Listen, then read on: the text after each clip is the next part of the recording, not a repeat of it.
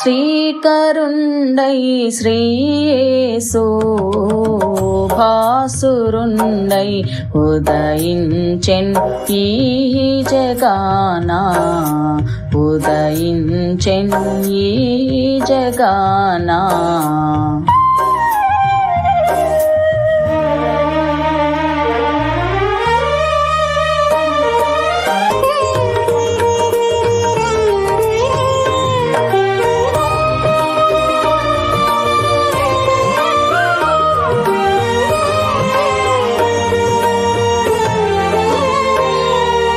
పాపుల కొరకై ఇలకరుదెంచే పశువుల పాకయందు పవలించే, పాపుల కొరకై ఇలకరుదెంచే పశువుల పాకయందు పవలించే, పరమాత్ముని ప్రేమయే మన యేసు, పరమాత్ముని ప్రేమయే మన యేసు.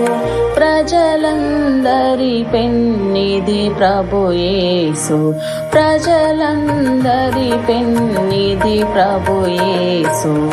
శ్రీకరుండై శ్రీయేసు భాసురుండై ఉదయించెన్ ఈ జగాన, ఉదయించెన్ ఈ జగాన.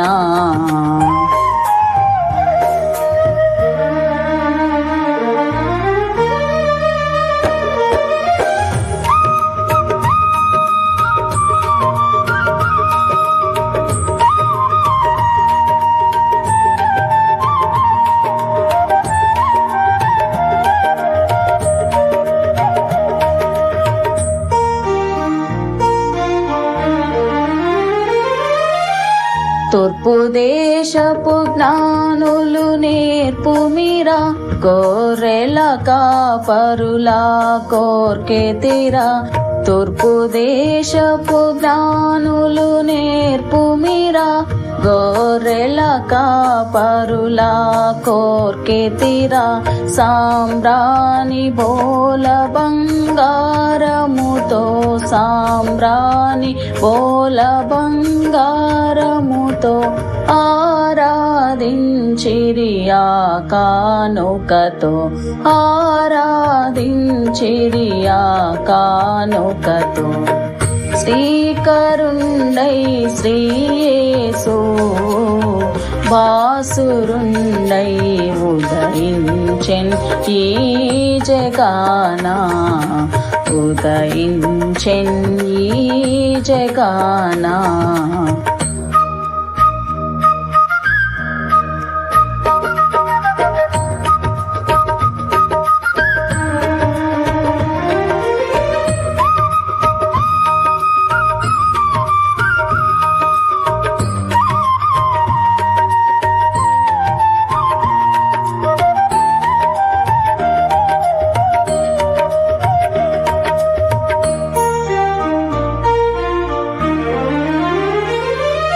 గొల్లలు పసిబాలుని దర్శించే, మెల్లగా సువార్త ప్రజకందించే.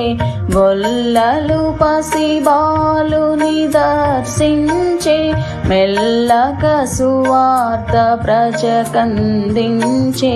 ప్రభు నమ్మిన భక్తులు పరుగిడియు, ప్రభు నమ్మిన భక్తులు పరుగిడియు. ప్రచురించరండి ప్రభు నామమును, ప్రచురించరండి ప్రభు నామమును. శ్రీకరుండై శ్రీయేసు భాసురుండై ఉదయించెన్ ఈ జగాన, ఉదయించెన్ ఈ జగాన.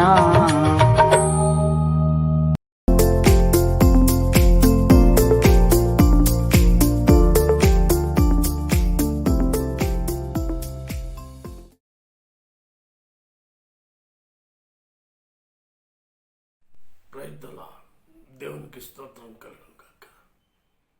వాక్య సందేశానికి ముందుగా చిన్న ప్రార్థన చేసుకున్నామండి. స్తుతుల మీద ఆశీనులకు మా ప్రియ పరలోక తండ్రి, నీ ప్రియ కుమారుడు మా రక్షకుడు నైనా యేసుక్రీస్తు వారి సజీవమైన నామంలో మమ్మల్ని నేటి వరకు సజీవులుగా ఉంచి చిన్న పరిచర్యను ఆశీర్వకరంగా దీవెనకరంగా మీరు నడిపించున్న విధానం బట్టి స్తోత్రాలు చెల్లించుకొచ్చు. మహిమ ఘనత ప్రభావాలు మీకు ఆరోపిస్తూ ఇది కూడాను ప్రభా మీ మేలను స్వరం వినిపించి అలాగే మేమును ప్రభా మమ్మలను మీ ఆశీర్వాదంతో దేవునితో నింపమని యేసే నామమున ప్రార్థించి వేడుకొంచున్నాం తండ్రి. ఆమేన్. ప్రసంగి గ్రంథం 9వ అధ్యాయం. ప్రసంగి 9వ అధ్యాయం 10వ వచనం. చేయుటకు నీ చేతికి వచ్చిన ఏ పనినైనను నీ శక్తి లోపము లేకుండా చేయుము. నీవు పోవు పాతాళమునందు పని అయినను ఉపాయమైనను తెలివి అయినను జ్ఞానమైనను లేదు. మరలా చూస్తున్నాను. చేయుటకు నీ చేతికి వచ్చిన ఏ పనినైనను నీ శక్తి లోపము లేకుండా చేయుము. నీవు పోవు పాతాళమునందు పని అయినను ఉపాయమైనను తెలివి అయినను జ్ఞానమైనను లేదు లేదు లేదు. ద్వితీయోపదేశకాండం 15వ అధ్యాయం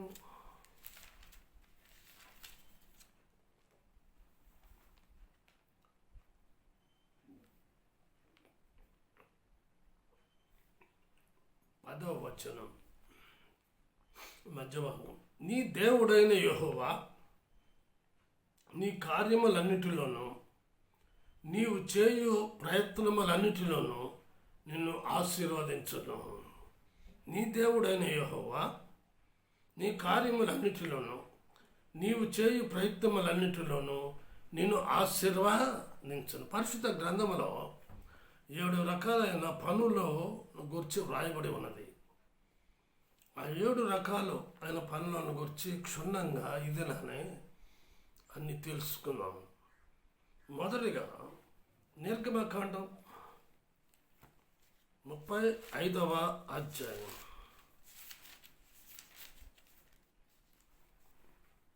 21వ వచనం చదువుతున్నాను.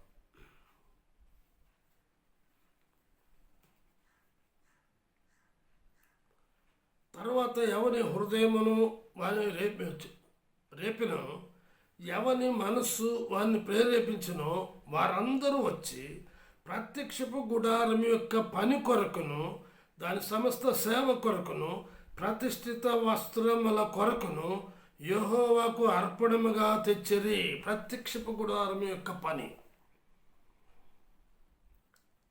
29వ వచనం చూడండి.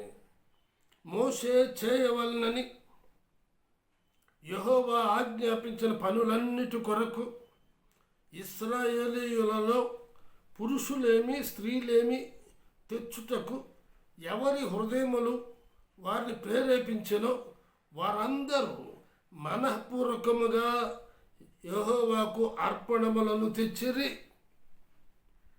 ఎంత ఆశ్చర్యకరం ఉంది. ఈ దినాల్లో మరటి కార్యాలు జరుగుతున్నాయా? అసలు 10వ భాగం ఎప్పుడో ఆగిపోయింది చాలామంది జీవితాల్లో. ఎందుకు? నేటి మరి ప్రైస్ రేట్ అన్నీ పెరిగిపోయినాయి. గవర్నమెంట్ జాబ్స్ ఆగిపోయినాయి. ప్రైవేట్ జాబ్స్ మీద ఆధారపడుతున్నారు. ఇచ్చేవారు ఉన్నారు, వారు లేరటం లేదు. ఆది దినాల్లో అంత ఉన్న భక్తి శ్రద్ధ భయము ఉండేది. అయ్యో అయ్యో అని. కానీ నేటి దినాల్లో లేదు, అది కొరబడింది. ప్రత్యక్ష గుడారం యొక్క పనిని గురించినటువంటి ఆసక్తి కనబడటం లేదు ఎక్కువగా. ఆది దినములలో దైవజనులు భక్సింగ్ గారు నాకు తెలిసి 7 చోట్ల ఆల్ ఇండియా హోలీ కాన్వకేషన్ అఖిల భారత సమాజ కూటమిలో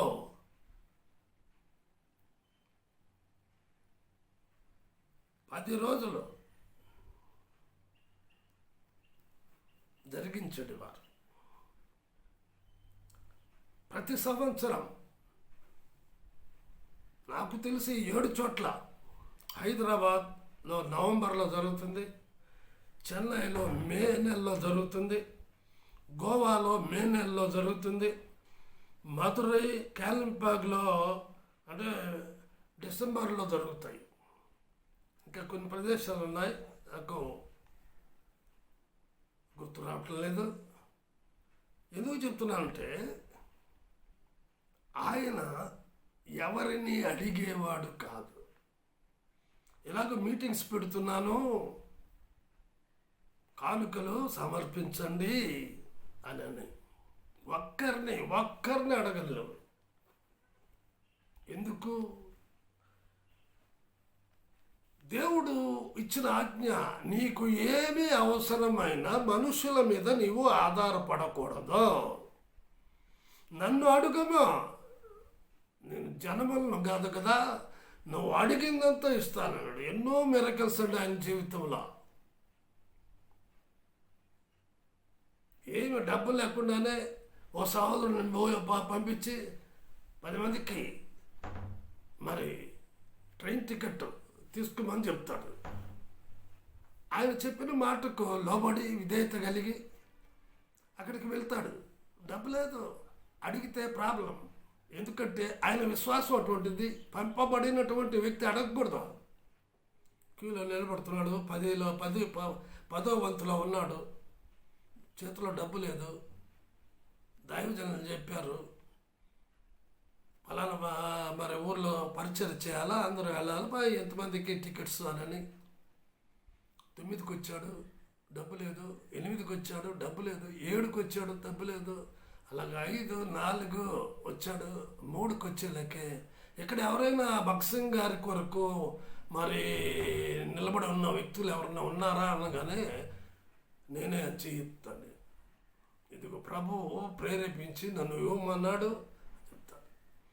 ఎంత టికెట్కి ఎంత డబ్బు కావాలో అంతే అక్కడ వచ్చేస్తుంది. భక్సింగ్ గారు పంపలేదు. దేవుడే అద్భుతమైన కార్యం. భోజనాలకి ఈ యొక్క all India holy convocation 0 budget 0 start చేస్తారు. ఆయన కాలంలో ఇన్కమ్ ట్యాక్స్ ఆఫీసర్స్ కూడా కూర్చున్నారు. మీకు ఇంత డబ్బు ఎక్కడిదేనని, కమెంట్ సీట్ అండ్ సీ, వచ్చి కూర్చొని చూడండి అని అన్నాడు. ఎస్, ఏమీ లేదు, అన్నీ వస్తున్నాయి. లారీల్లో రైస్ వస్తున్నాయి, వెజిటబుల్స్ వస్తున్నాయి, పప్పు దినుసులు వస్తున్నాయి, ఇస్తరాకులు వస్తున్నాయి. ఎవరు పంపారు తలంచుకుని వెళ్ళిపోయారు వాళ్ళు. ఏది కొదువ లేకుండా సీది నెలలో నువ్వు ఇబ్బంది జరగదంటారు. ముందుగానే వేసేస్తారు, లోగో పెడుతున్నారు, మీటింగ్ జరుగుతున్నాయి, మీరే సాయం చేయాలి. దేవుని మీద ఆధారపడటం లేదు ఈ దినాల్లో. దేవుని పని, ప్రత్యక్షపు గుడారం యొక్క పని, ఇదిగో పని చేయాలని మోసే అన్నాడు. అంతే, మనపూర్వకంగా హృదయపూర్వకంగా వద్దు ఇక చాలు అన్నంత వరకు ఇచ్చారు. రెండవదిగా నెహెమ్యా గ్రంథం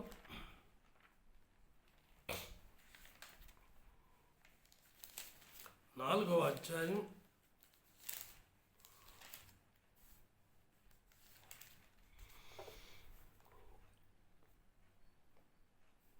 19వ వచనం. అప్పుడు నేను ప్రధానులతోనూ అధికారులతోనూ మిగిలిన వారితోనూ ఇట్లాంటిని, పని మిక్కిలి గొప్పది. మనము గోడ మీద ఒకరొకరికి చాలా ఎడమగా ఉన్నాము. కాబట్టి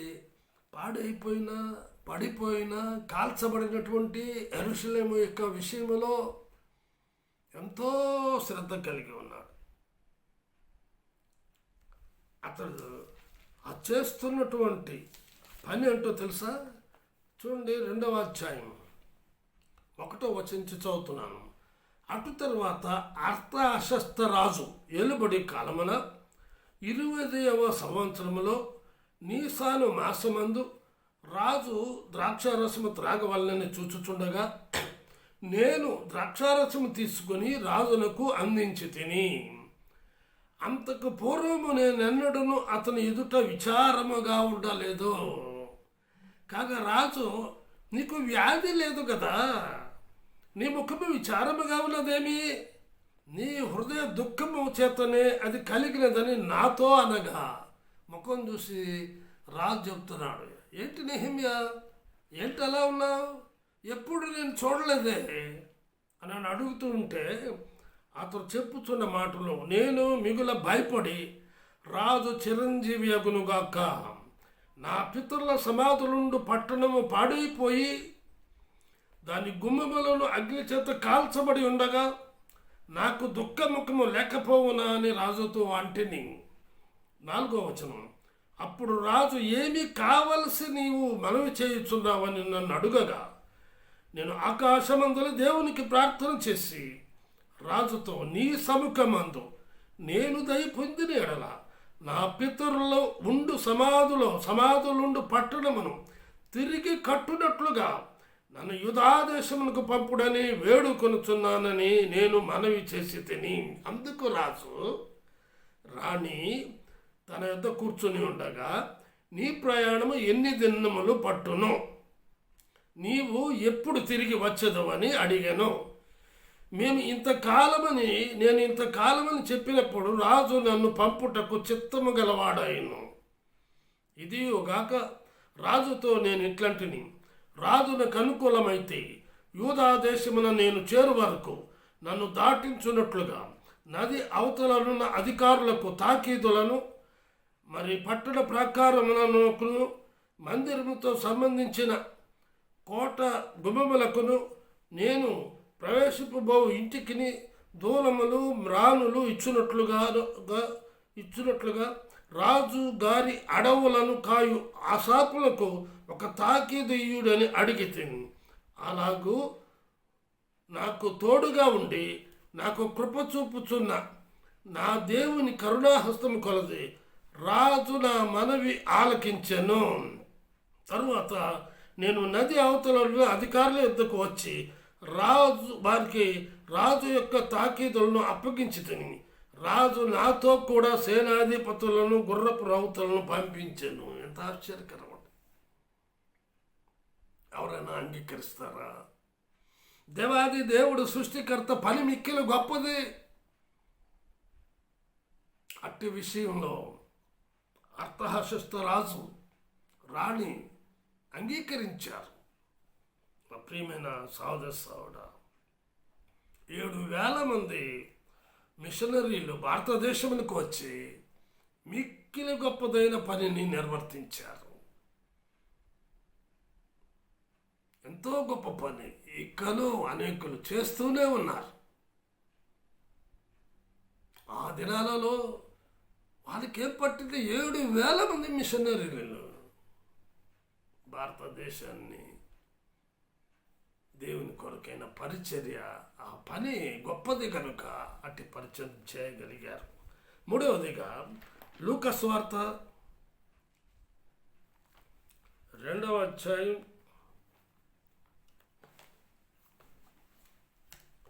49వ వచనం, ఆయన మీరేలా నన్ను వెతకుచున్నట్టుంటిరి, నేను నా తండ్రి పనుల మీద ఉండవల్లని మీరు ఎరుగరా.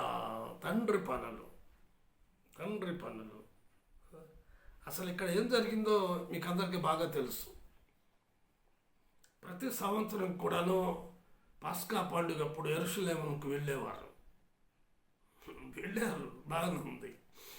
తిరిగి అప్పట్లో ఇక మరి ఆటోలు కానీ కార్లు కానీ బస్సులు కానీ ఉండేవి కాదు. ఏదో జట్కా బండ్లు, మరి ఐదల బండ్లు పోగలిగిన వారు, లేదా కొంతమంది కాలి నడకన నడిచేవారు ఉన్నారు.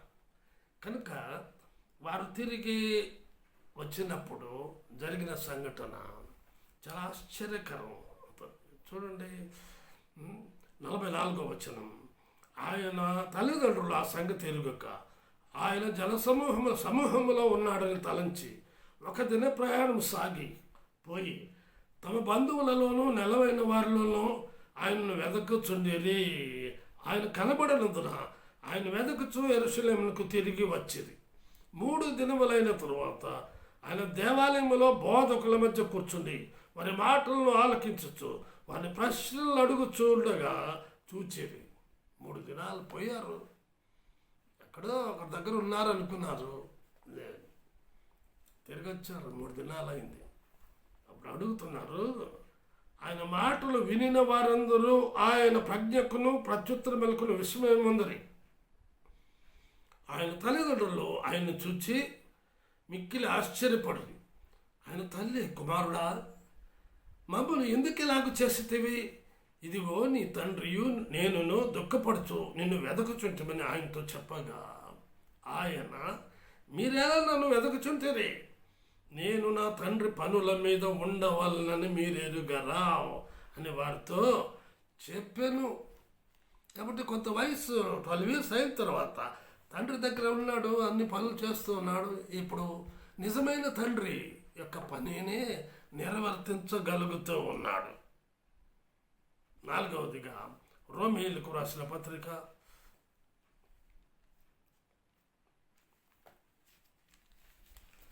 14వ అధ్యాయం 20వ వచనం. భోజనము నిమిత్తము దేవుని పనిని పాడు చేయకుడి. భోజనము నిమిత్తము దేవుని పనిని పాడు చేయకుడి. ఈనాడు అనేకులు పాడు చేస్తున్నారు. ఎంతగానో దేవుని యొక్క పని పాడు చేస్తున్న, పాడైపోయినటువంటి పట్టణాలను యెరూషలేములో మరి అక్కడ నెహెమ్యా, ఎజ్రా వీళ్ళందరూ పనివాళ్ళు అందరూ సహకరించి ఇచ్చేస్తుంటే మనం ఏం చేస్తున్నాం? భోజనాల దగ్గర తెలియాలండి. ఆ వడ్డించేవాళ్ళు తెలిసినోడికేమో 2 ముక్కలు వేస్తారు, 3 ముక్కలు వేస్తారు. తెలియనోడికేమో 1 ముక్క వేస్తారు. కొంతమంది దాచిపెట్టుకుంటారు. వడ్డించే వాళ్ళే ఏమి అయిపోయినాయి అంటారు, ఉంటాయి. అందుకే దేవుడు స్పష్టంగా అక్కడ తెలుసు, భోజనము నిమిత్తం దేవుని పనిని పాడు చేయకుడి. సమర్పణ లేదు, ఐక్యత లేదు. కనుక దేవుని పాడు చేసే మానవుని యొక్క బుద్ధి మాంసం దగ్గర తెలుస్తుందంట. మనిషి బుద్ధి మాంసం దగ్గర తెలుస్తుంది. నా ప్రియమైన సహోదరి సహోదరుడా, నీ క్రియలు ఎలా ఉన్నాయి, నీ ప్రవర్తన ఎలా ఉంది, నీ మాట తీరు ఎలా ఉంది, నీ నడవడికి ఎలా ఉంది, ఒక్కసారి ఆలోచించుకున్నామని మనం చేస్తాం. 5వదిగా కొరింథీయులకు రాసిన మొదటి పత్రిక 16వ అధ్యాయం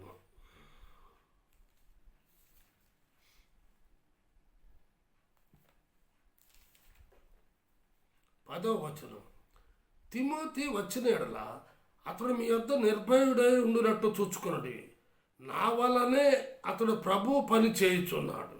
అప్పుడు పౌలు చెప్తున్నాడు, తిమోతి కూడా అట్టి పనివాడే. కాబట్టి నెహెమ్యా ఏ గుడ్ వర్క్. చూడండి, నెహెమ్యా గ్రంథం 2వ అధ్యాయం 18వ వచనం.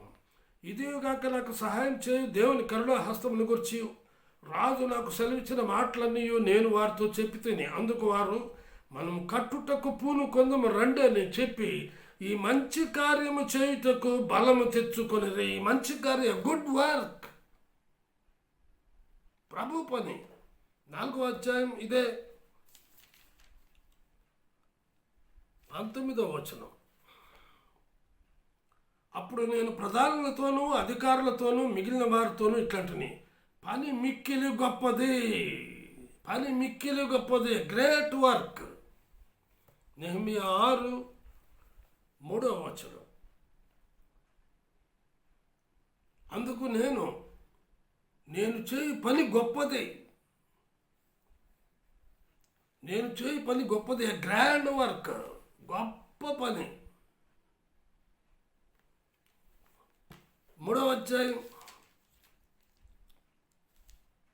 5వ వచనం. వారిని ఆనుకొని తెకోనీయులు బాగు చేసిరి. అయితే జనుల అధికారులు తమ ప్రభువు పని చేయనప్పుకొనకపోయిరి. ప్రభు పని, ఇట్ ఈస్ గాడ్స్ వర్క్. చూడండి, అదే మాట 6:16 వచనం, 6వ అధ్యాయం 16. అయితే మా శత్రువులు ఈ సంగతి వినినప్పుడు మా చుట్టూ నుండి అన్ని జనులు అందరూ జరిగిన పని చూచినప్పుడును వారు బహుగా అధైర్యపడిరి. ఏలైనగా ఈ పని మా దేవుని వల్ల జరిగినదని వారు తెలుసుకొనిరి. God's work. 6వదిగా చూసినట్లయినచో యోహాను సువార్త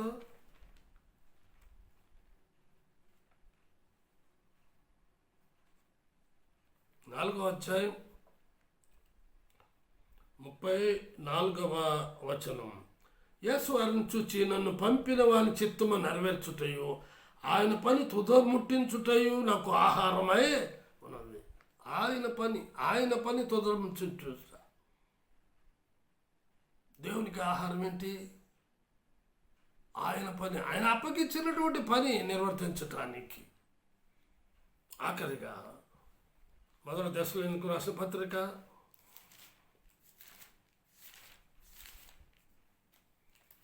1వ అధ్యాయం 2వ వచనం. విశ్వాసముతో కూడిన మీ పని.